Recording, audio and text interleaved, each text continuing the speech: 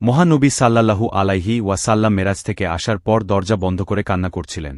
নবীজির মেয়ে ফাতেমা রাদিয়াল্লাহু আনহা এসে জিজ্ঞাসা করলেন, আব্বাজান আপনার কি হয়েছে?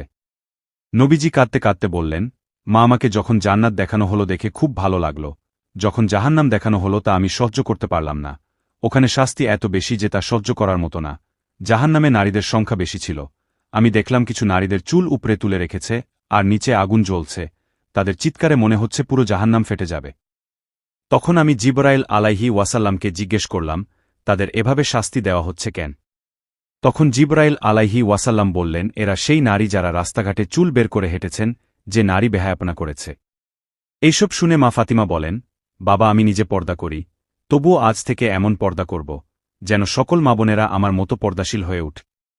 এই দুনিয়ার জীবন তো চিরস্থায়ী নয়, চিরস্থায়ী তো আখিরাতের জীবন, তাই দুনিয়া দুনিয়া না করে আখিরাতের জীবনের জন্য চিন্তা করুন।